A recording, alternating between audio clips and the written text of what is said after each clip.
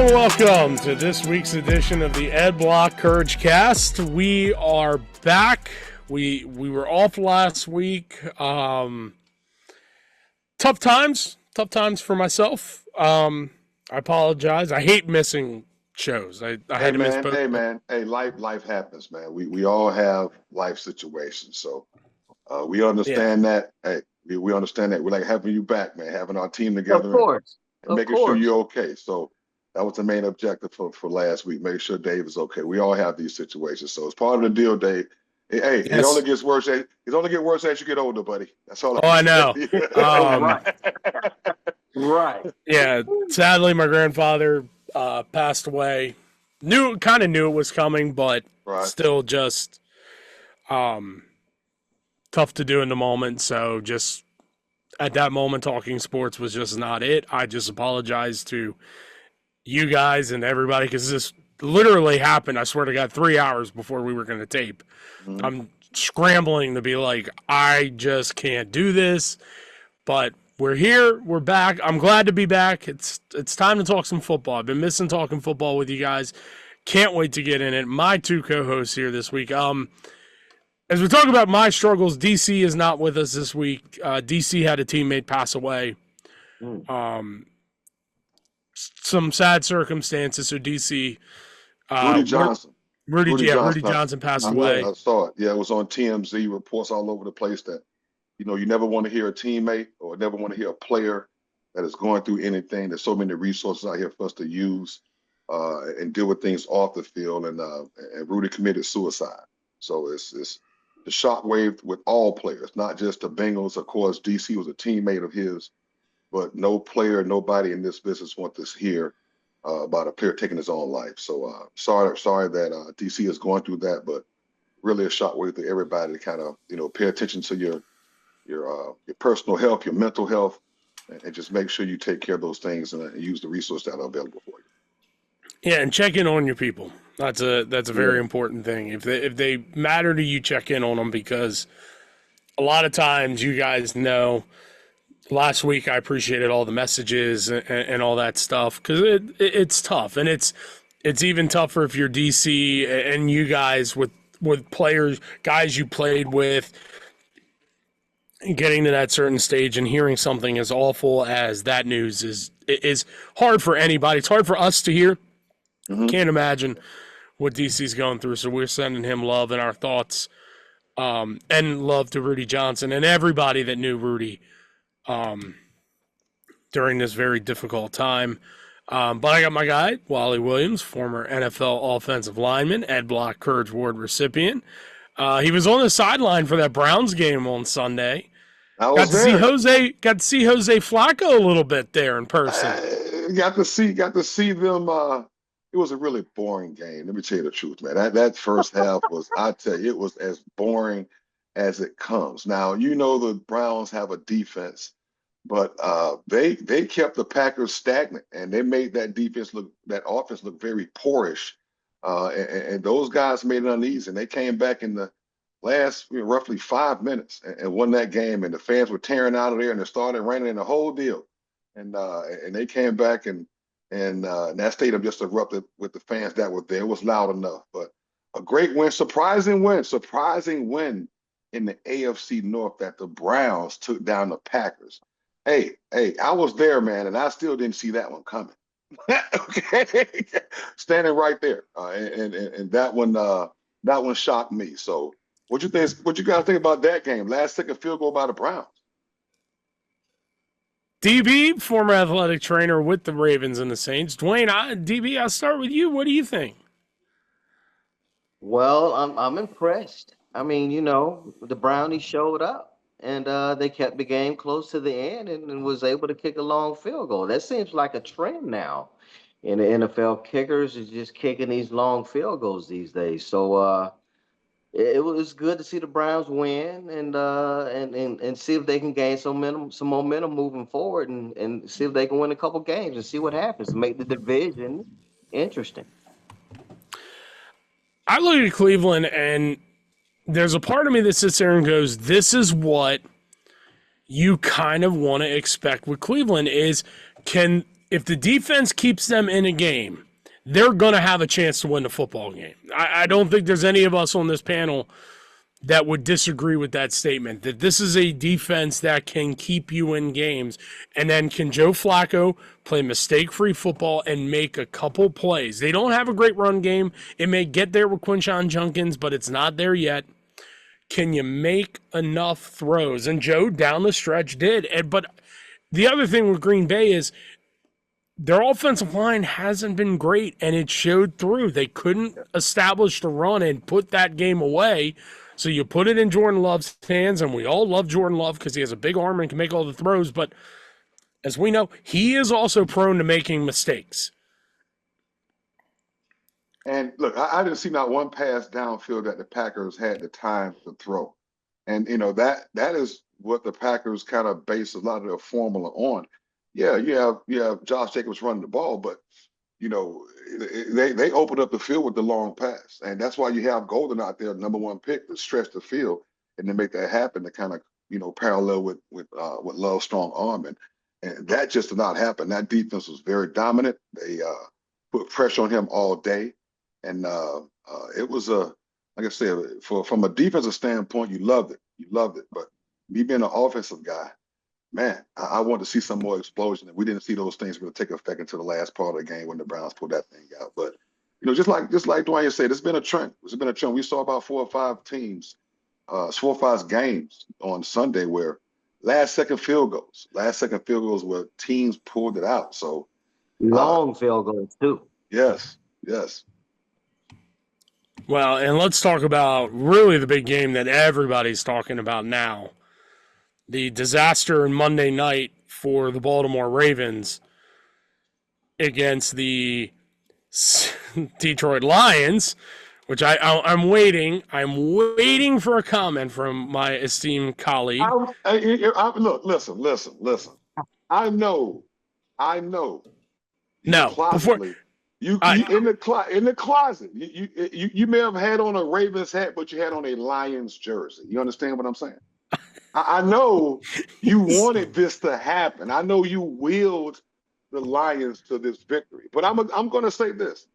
You know what? This is the 30-year anniversary. This is the 30-year anniversary of the Ravens. Okay. I'm going to say it looks painfully just like our 96 team. Okay. The way the Ravens are playing right now. Look, we were the number 3 ranked offense in the NFL. You can look this up on your NFL record, stuff like that. Okay, we were behind the Broncos and the Packers, okay, as far as offense goes in 96. And I think we were averaging 28 points a game, okay, in 96, 28 points a game. Our defense was ranked 32nd. They were giving up 31 points a game. So if your offense is raising the bar and giving up these points, I mean, I remember one point, Dave and D, it was, if our offense scored 10 points in Baltimore, that was a win. Yes. Okay, you understand what I'm saying?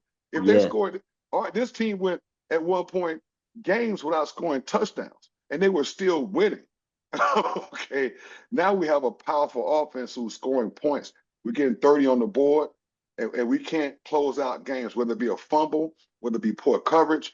Whatever is showing up has shown up and has cost this team back-to-back losses. And it's the defense. You hate to say this at times, but it's the defense, I believe. When we talk about the fumbles, yeah, they're costly. But I think it's the defense right now that is really struggling in Baltimore. We haven't heard that in decades. But I think that's the problem right now. DB, do you want to go first, or you want me to give my take? No, let me just jump in real quick. Mine's going to be real quick. And what was obvious to me was Detroit was the more physical team. And that very seldom happens in Baltimore. They had the all black on, all that type of stuff. Right. And they ran the ball down their throat. I think Detroit showed them who had the superior running game. Even with King Henry, both backs did well. Both backs scored multiple touchdowns. Jared Goff did well. And I just think Detroit was the more physical team. and they take on the personality of their head coach. And I know him well. And that's my biggest take on it. Baltimore got punched in the mouth. And you know what? You're right. And this is what leads me to my point. One, I look at it like this. The defense, I'm not as concerned about because remember, they did this last year. Yep. This was not a great defense at the beginning of the year. They figured some things out midway through the year. Then by the second half, this was one of the best defenses in football. Here's the problem. You lost your best interior defensive lineman in Justin Madubuike to a neck injury. We all know neck injuries. There's no great concrete timetable. It could linger all year. He could be out all year. You lose Kyle Van Noy, who is your best pass rusher. The young pass rushers and young defensive linemen that the Ravens have drafted the last couple of years didn't rise up to the occasion last night and make plays and make stops when they needed to. The secondary, I have not liked how they've played in the back end of the defense. Wally, maybe you see it differently, but I've thought they've played too concerned about giving up the big play that you can't give the easy stuff to these NFL teams, and that's what they do. So, yeah, it's great. You're not giving up the 85-yard touchdowns, but you can't generate pressure because your two best pass rushers are out, and the young guys that you're expecting to step up and make those plays aren't stepping up and taking advantage of that. So now you're giving Jared Goff and Josh Allen, the two quarterbacks they've lost to, all day to sit back and throw. Yeah. You're not going to win playing conservative coverage, and they play conservative coverage. The couple of times they played man, yeah, okay, receivers made catches, but a lot of times there was a Raven defender right on them. There was no yards after the catch in man coverage. You know where the yards after the catch came? When the Ravens had to tackle in space. They got to come up and make a tackle in zone. You can't play conservative and win in the National Football League on defense. That's what that Raven defense did. That's why I think they're getting shredded. You can fix that. I think you get a Jair Alexander healthy, you can fix some of that and play a little more aggressive in the secondary. Well, let me tell you something. Let me tell you something I learned. I'm glad you're making this thing. I want you to continue with the secondary. I'll tell you something I learned.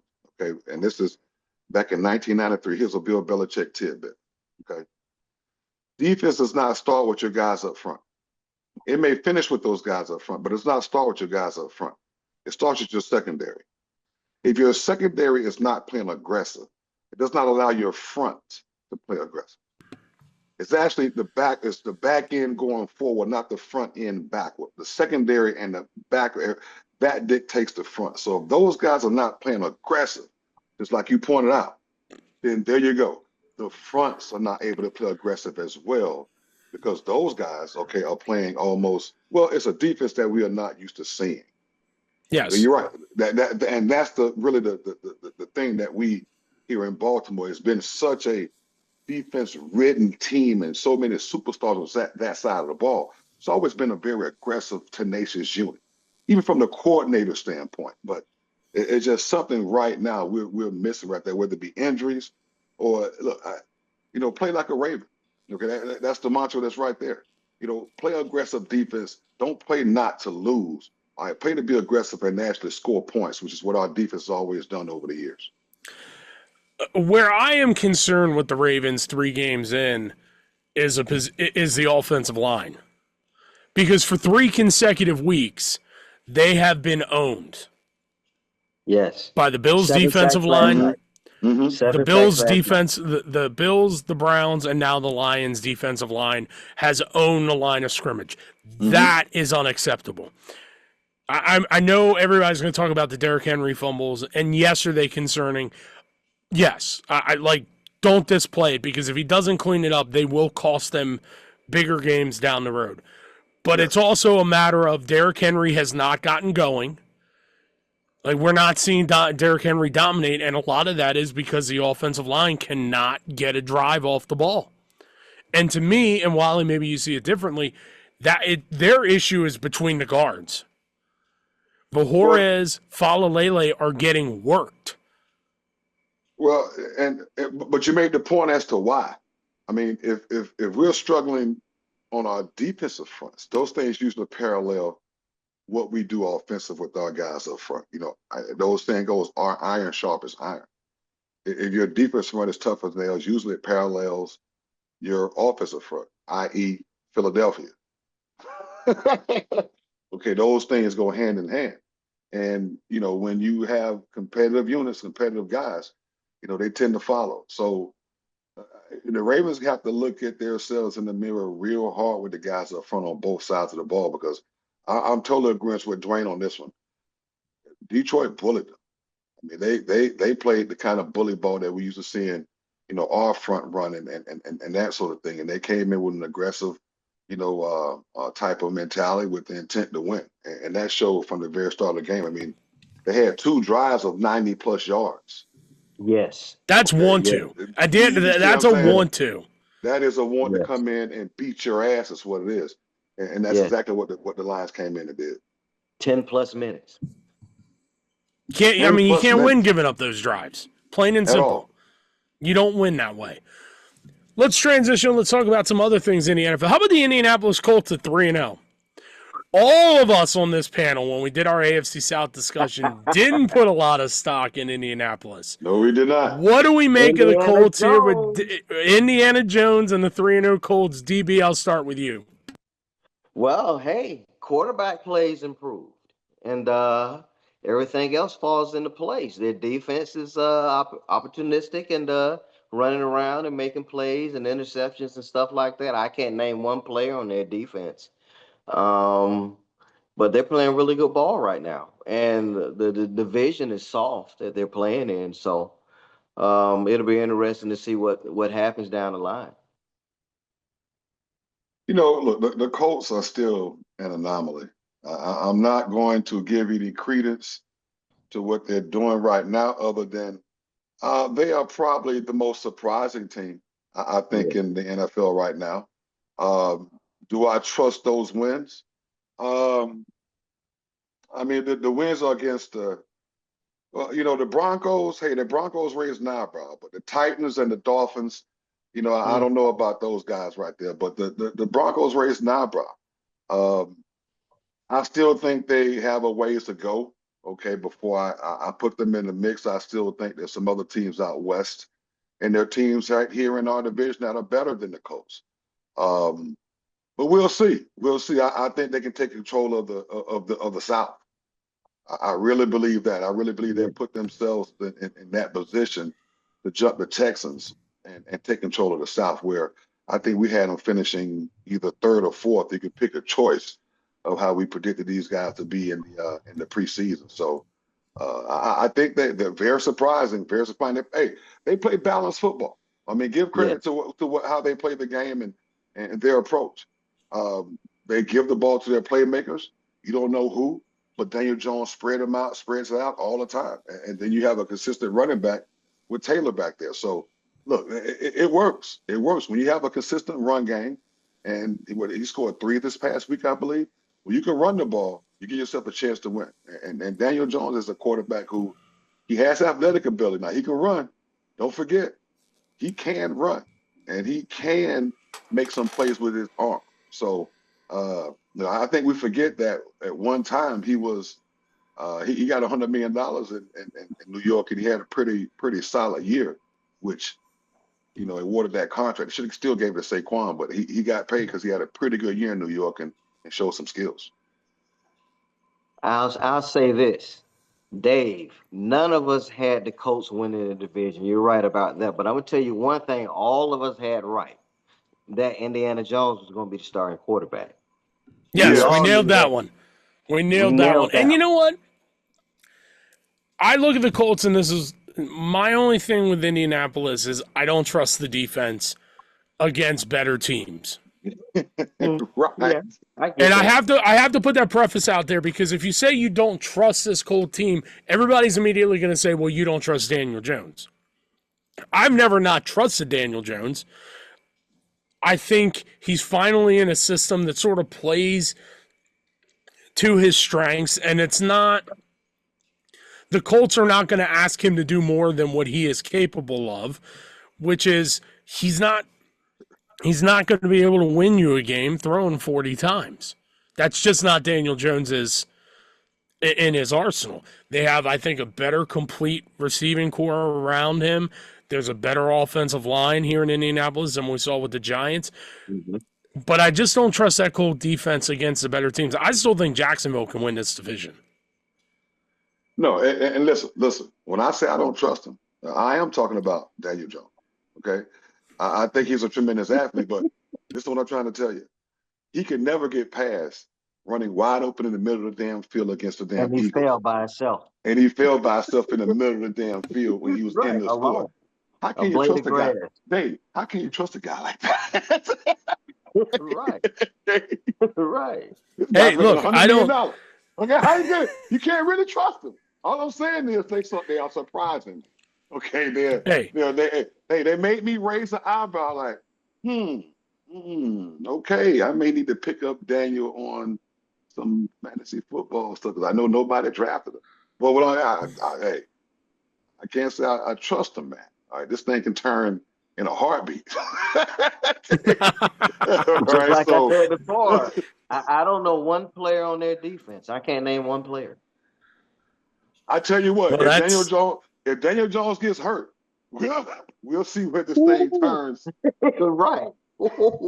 Okay, we'll see where it goes after that right there. So I'm watching them. They have my attention. I'm watching them. You know. But you know what? You know who we're watching? It's our special guest joining us this week on this edition of the Ed Block Yes. CourageCast. Very famous around Baltimore. He was the first ever honorary Ed Block Courage Award recipient back in 2021. Longtime NFL coach. Used to be an offensive line coach with the Falcons. He was on the Super Bowl team with the Ravens as the tight end coach. That would be Mr. Wade Harman, kind enough to join us. Wade, it is great to see you. How are you doing tonight? I'm doing great, guys. Thanks for having me. So, Yes, sir. Yes, sir. Hey, thanks for coming on with us. How Thank you you, doing? sir. I'm doing well. How about yourself? So, Good. So I want to ask you this question right out of the gate, Wade, because it's special for the players to receive the Ed Block Courage Award. But when you get told, hey, we're going to honor you as a Ed Block Courage Award recipient after your cancer battle, what did that mean to you? it was very humbling, to just be mentioned with that group. Being a longtime NFL coach, I've been aware of the award for players and stuff for all these years. And when they first approached me about it, I was like, no, that's a players thing. It's a players thing. And they're like, no, we want you to do it. Want you to do it. And I think I turned them down 2 times, maybe 3 times before I finally gave in to do it. But it's quite an honor, and just to be mentioned with the group of those guys and those players that have gone through some hardships and stuff. It was very humbling for me. Coach, when you were going through all these things, and our room is a very, very close-knit room. The guys in that building right there, especially the O-line group, talk about that relationship and their support and everything that was going on with those guys and you at that particular time. Well, I that's a good point. Really close room, great guys, very supportive. I was trying to keep it from them as long as I could, and due to how insurance and stuff works, I was trying to get it all done in the summertime before I even started training camp, and it got pushed back, and then I had conversation with our head coach Fangio and stuff, and he said, "Yeah, do what you got to do," and so I went through for a while and didn't miss anything, and then one day I was in a meeting with the guys, and I said, "Hey, I'm not going to be at tomorrow morning's meeting, but I'll be at practice." And they're like, "Well, what's going on?" I explained it to them. They're like, "Coach, you can't just drop that on us like that. Like nothing's going on." And I said, "Oh, Right. I'm fine. I'm good. Going through the stuff. I just my appointment's at a certain time, and I got to be there, and it won't be long, but I'll be there when you guys are stretched on the field. I'll be out there." And but it's like, "Coach, what can we do? What can we do?" And I said, "Man, just keep being yourselves. Busting your butt. Being as good as you can be." And that takes a load off my mind, and knowing you guys are just taking care of your business, that's the best thing you can do for me. So.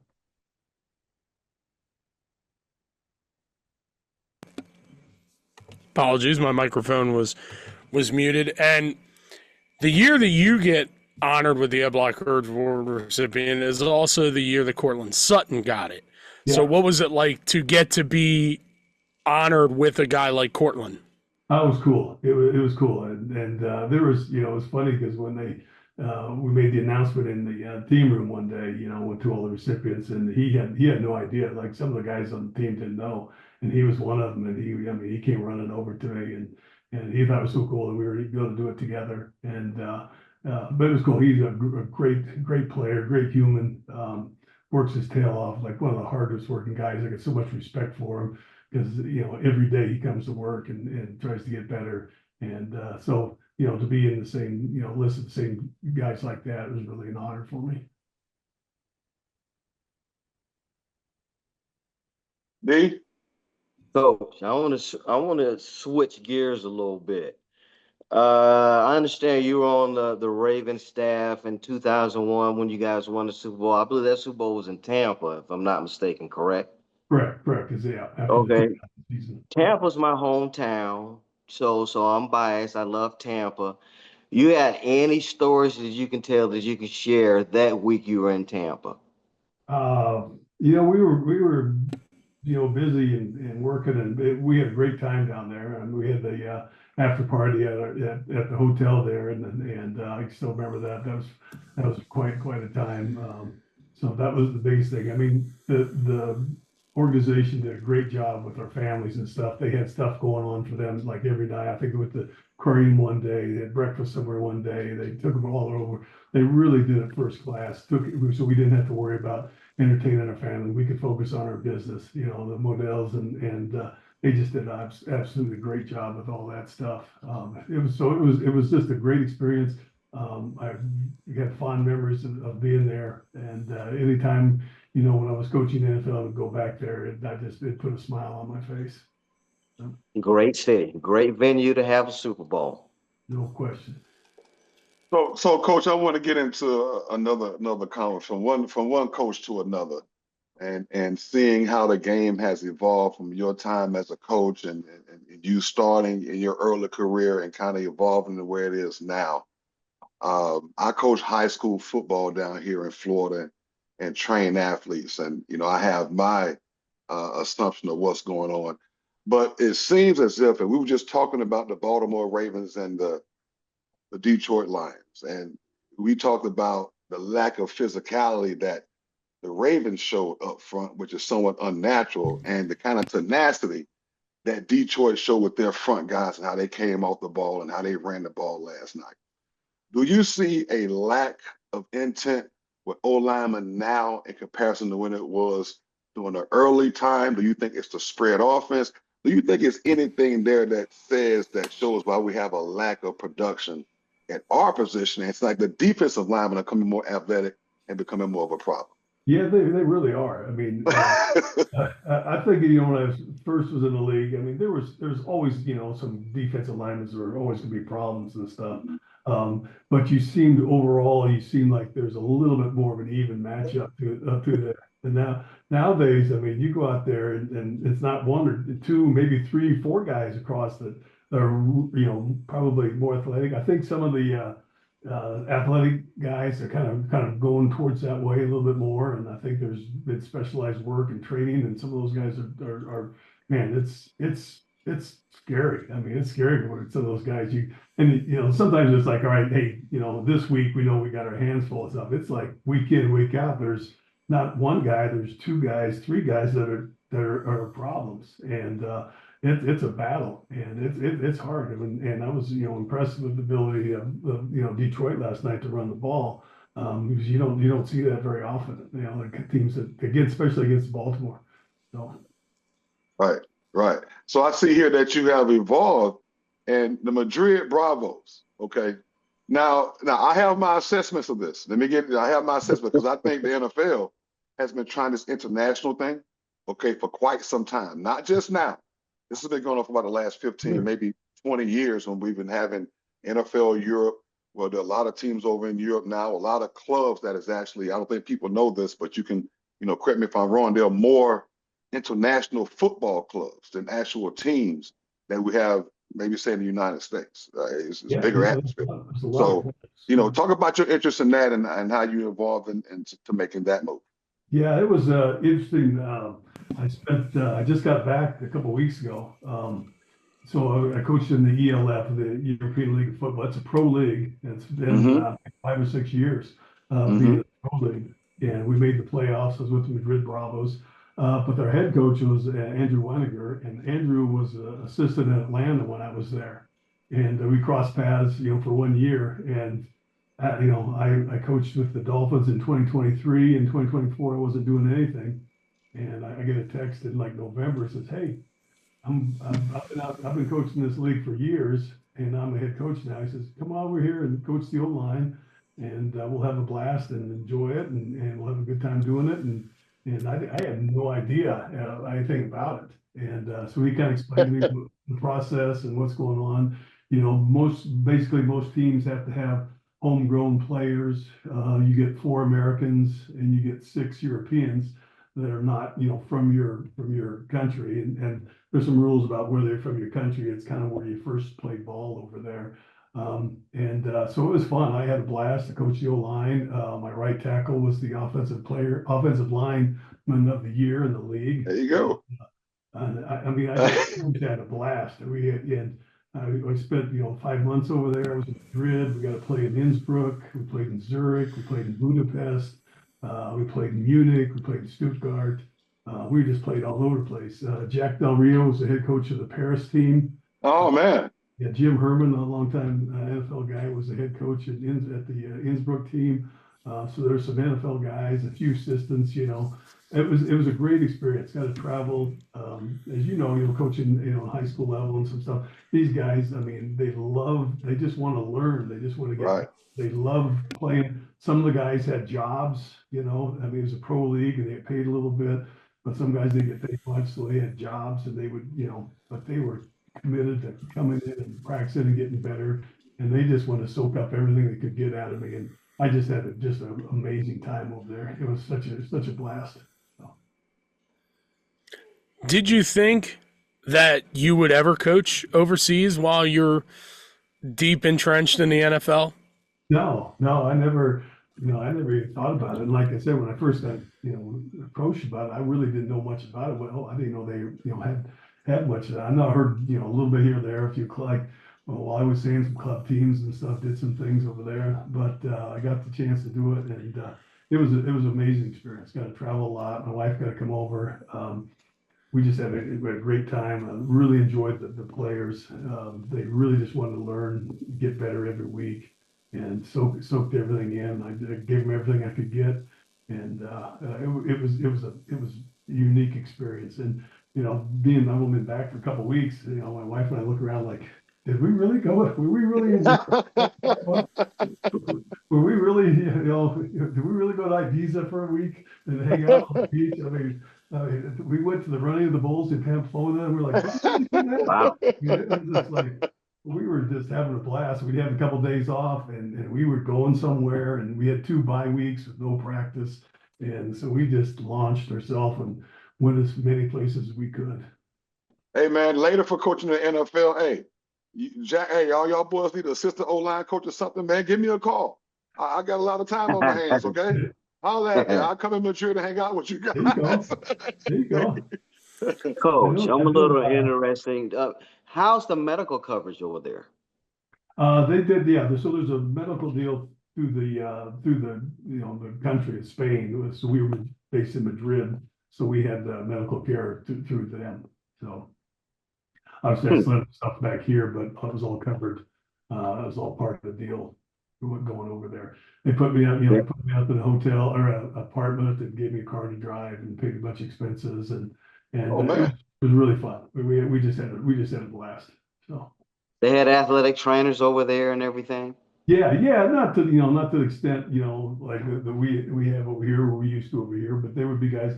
Every day we had practice. There would be trainers and stuff. They were doing therapy, taping and things like that. We had doctors at practice and at games and stuff like that. Definitely, it's not, at the level that what we've, come to used to over here, but they definitely had guys that were there every day and working and trying to make it happen. But it was fun. They were all that our owners were hands-on. They were working hard to make everything work. They'd give you everything they could give them. They would be out there setting stuff up and helping, they were helping, doing everything they could. And they were just trying to make it go. And it was fun. The owners made it fun because they were committed and they were going to do everything they could for you. I'm curious to ask you this, Wade, because you spent so much time in Baltimore. You were there from 1999 to 2013. You were on both of the Super Bowl teams. Which Super Bowl team do you take more pride in winning the Super Bowl, the 2000 team or the 2012 team? Oh, wow. That's a good question.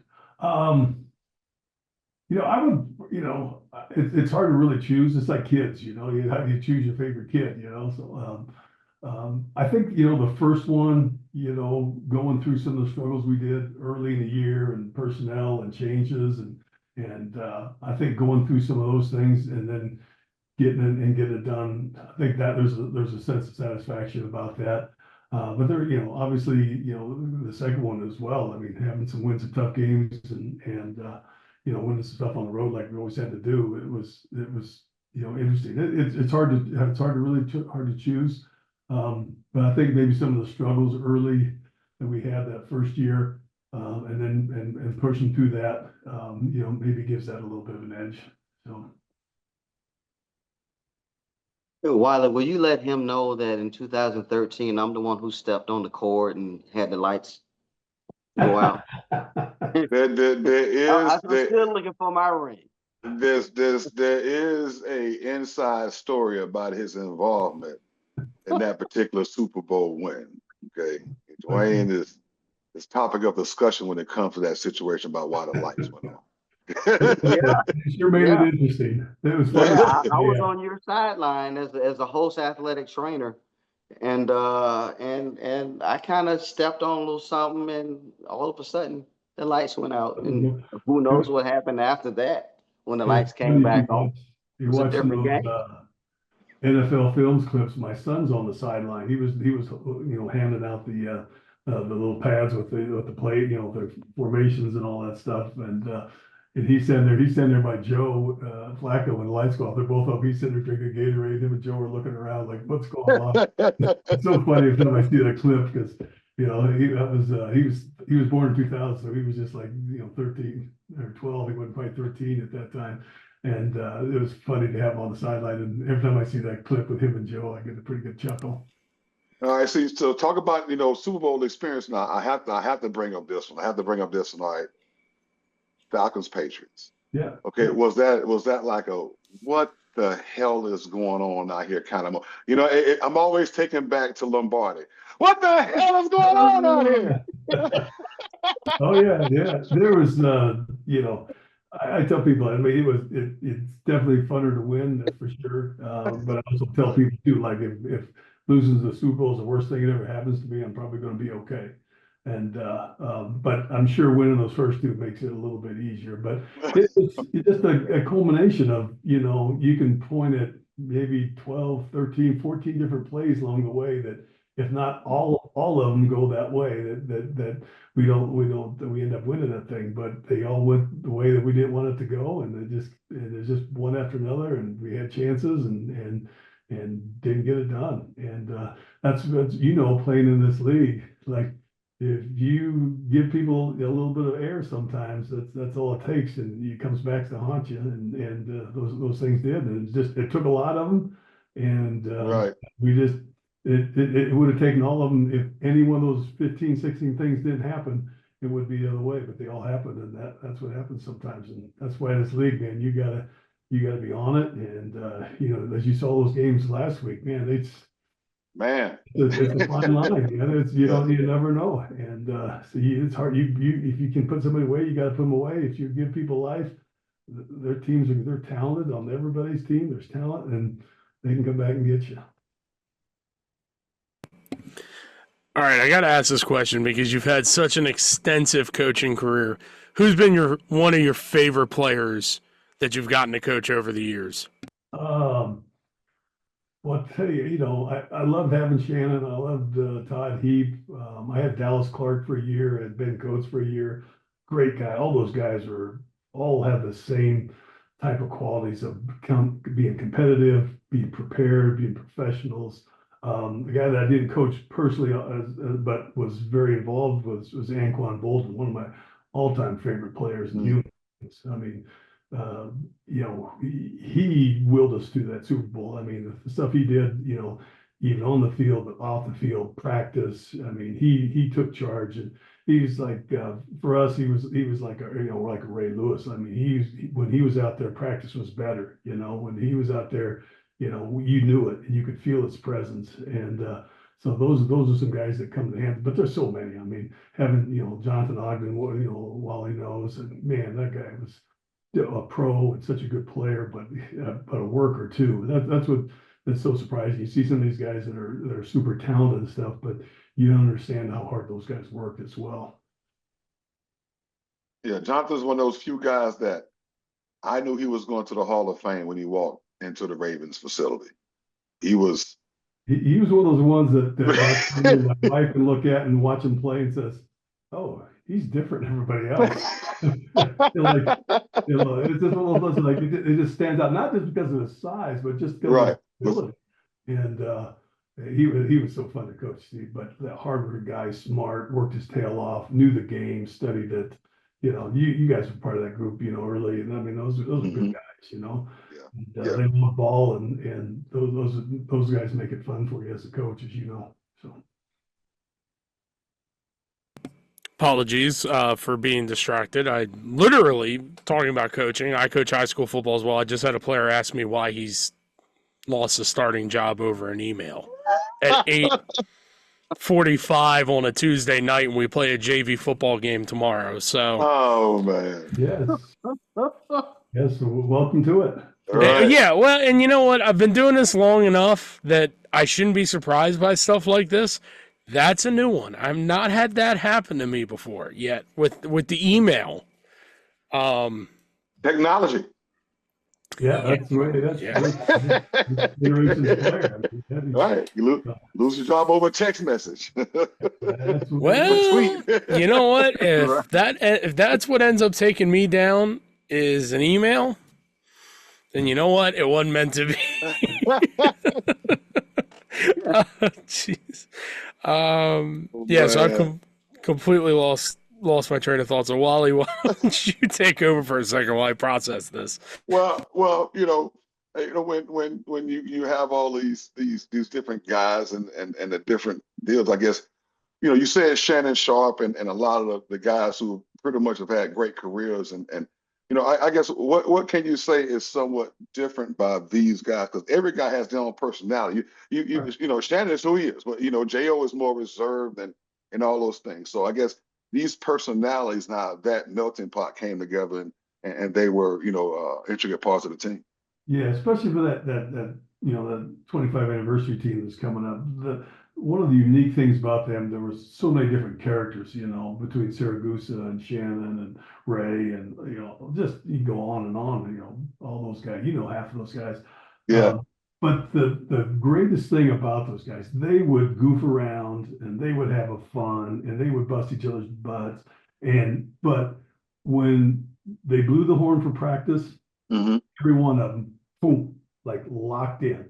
And like some guys can't do that. Like some guys, goofing around stuff, and then it carries on for another 15, 20 minutes. These guys, when that horn blew and the practice started, it was all business. Now, the second it blew again and it was over, it was the other stuff. Goose would be mooning somebody, they'd be doing something, there'd be something going crazy. But in between, when meetings started, they were business, right? When they were over, they were messing around. When practice started, they were business. When it was over, boom, they were having fun, and just a great group of guys that enjoyed each other, messed around with each other, picked on each other, just made fun. But they knew how to work, and they knew when to work, and they knew how to prepare, and they knew how to take care of themselves. And that was such a unique group that way. I mean, all the other groups, I've had success with, they've always had a bit of being able to focus and do things. But that Mm-hmm. group, they were, they were goofing around, but when it was time to go, they were going. And then off the field, like, I'd come in, Wednesday and, Tuesday night, Shannon would text me, he's like, hey, did you see this play from here? Blah, blah, blah. Did you see this play? Did you see this play? We need to do this. And they were on top of the stuff. They, it wasn't like when they came in there Wednesday, they're like, hey, what do these guys play on defense? Or what do these guys do? They knew. They've been watching the tape for 2 days, and they were prepared and ready to go. And I think they've kind of, you were part of it before that, but I think that's kind of been the mindset, and it's just kind of been set up in Baltimore. That's just the way it is, and that's the culture there. Now, isn't that kind of, what we coaches are looking for, but kind of hard to put together? You want a team that you can galvanize on the field and off the field. Usually those teams are the ones that you hear about later on that have the most success. You hear about the Cowboys, and you see about what they did and during that time in the 90s, but you also hear about how they were off the field just as much of a terror, okay? Right. And they hung off the field too, but it seems like that's a parallel with championship teams. These you work hard on the field, you work hard off the field, and you come together and you win championship. Is that a formula right there? I think it's, you have so much respect and love for the guys next to you that you don't want to let them down. You don't want to be the guy that doesn't study your stuff and not know, or guy that doesn't line up right, or don't know what to do on this call, And I think it's the love and the support and the camaraderie that you have at the guys next to you that you don't want to let them down. You don't want to be that. You don't want to be the one. You don't want to be the weak link. So you're going to do everything you can, to make sure that if I do my job right, then he can do his job, and I'm not going to be the weak link. And I think that's a formula. I think that's proven over time that it's a winning formula. Coach, Wally and I were just talking about this a couple of weeks ago. It's a lot of good young tight ends in the NFL right now. Too many to really name. Do you have any particular ones that you like or that you watch? I watch the Green Bay's got a couple guys that are really good. I like to watch. Dallas Ferguson's a good player. Laporte from Detroit's a good young player. Obviously, Kittle's getting older and stuff, and he's banged up right now. But he's been a fun to watch. Those guys, come to mind right now that are really good young guys. But it's amazing. There's some talented guys out there that are really doing some good stuff. Goddard in Philly, he's a little different type of guy, but he's very productive in their system, does a great job, and seems to always get open and make a play when they need it. So yeah, there's a lot of good guys. They're fun to watch. All right. Well, Wade, this has been a lot of fun. We've enjoyed having you on, but I know we've taken up a lot of your time. Thank you for stopping by. Well, I appreciate you guys having me. It's always Right. Thank good to you. talk, Ravens ball and football and NFL and college and high school and Europe. I've been lucky. I've getting some good spots, and that was a great experience I got, and I just enjoy it. But I appreciate you guys. Give me a shout. So. Hey, we'd love to have you back on the program. Yes. Yeah, man. Anytime. I'm not doing much right now, so I'm flying to Baltimore tomorrow, actually. So I'll be in town for a week. I'm going over to do the Seagull Century, a bicycle ride with my buddies, and I still have friends back there. So 100-mile ride. So I'll get ready to roll this weekend on Saturday. So I'm flying in tomorrow and we're getting ready to roll. So. Hey, no electric bikes, right? No electric bikes. No electric bike, no. Oh. Even better. I got to do the whole thing. I got to do right. Speed on. So. All right, Wade. Thank you for taking some time with us. You got it, guys. Best wishes to you. So. All right. Appreciate you, man. You got it. All right, a fun Ed Block CourageCast. Feels good to be back doing this show after a tough week. Coaching in Madrid. I have a new mission in life.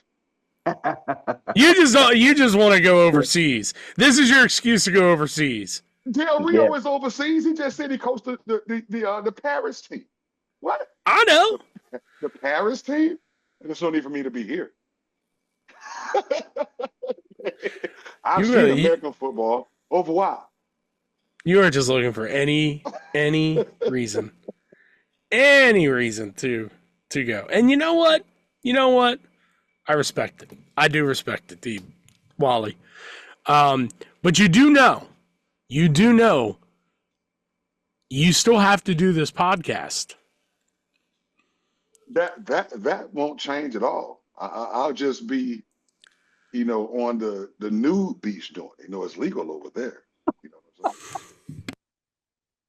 That'll be the only difference, is what I'm trying to tell you. That's right up your alley, too. That's Stop. Don't encourage him. That's Don't football. encourage him with this, DB. That's nude beach. bringing leisure. That's bringing leisure and football in the same breadbasket right there, guys. We're never going to be able to be Entertainment, people. Yeah, Where the good life gets better every day. I'm terrified. This is probably the most terrifying thing that you could have ever said out loud on a podcast. Listen. As long as I watch American football and like the flash and that, especially the college games are the worst. I'm going to say this: college games are the worst because half of the cameras on the field, the other half is on those co-eds up in the stadium. Yeah. Oh man! All right. Okay. So Great point. Hey, that's what network television shows us. We're gonna have to say it. Yeah, but if you do the podcast from a nude beach, we have to put X's on it, and then we get a whole different crowd that we don't really want.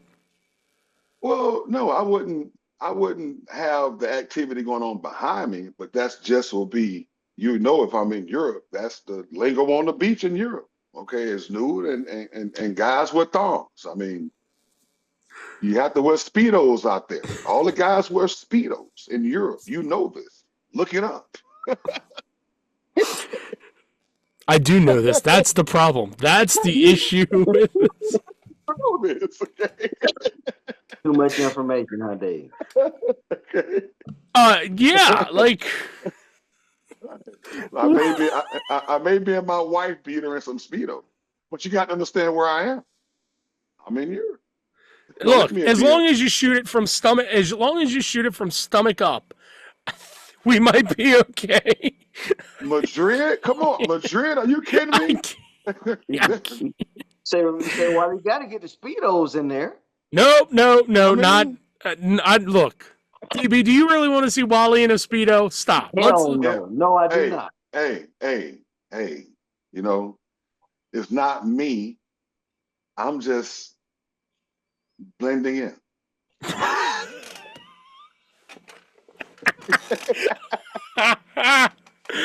You blending in Europe in a Speedo. I don't buy that for us. You understand? You understand what I'm saying? Just doing what everybody else doing. Just doing what everybody else doing. That's all I'm doing. I like that that's a justification. Everybody else wears Speedo. I'm gonna wear a Speedo. I wear mine too. I want to be free too. Okay? That's all. I want to live how they're living. DB, do you want to go be an athletic trainer in Spain now after hearing that? I was thinking, but why you think I asked him about that's why he asked. Okay, don't let him fool you either. Right. Exactly. That's why he asked. Okay, he asked like, so what is your athletic training? What is your athletic training situation? Do you have athletic trainers over there?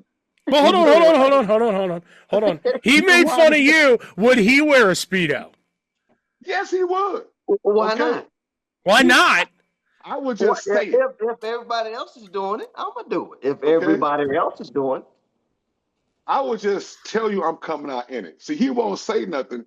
He just glide by you. He just walk by you and be like, "What's up?" Do a drive by. Right.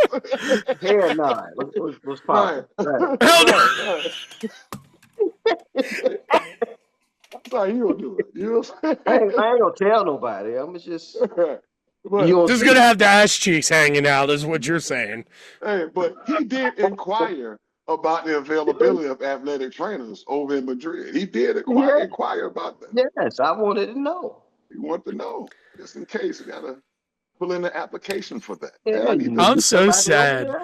I'm we so need, we sad need to. DC's missing this because would be right up his alley if we would Oh my just God, yes. we would go off the rails and this show's never coming back on the rails. Oh This yeah. show is not coming back on the rails. We're ending this show right here, right now. Yeah. Stay tuned for more of this Wally and Madrid, D. Madrid Braves. Woo!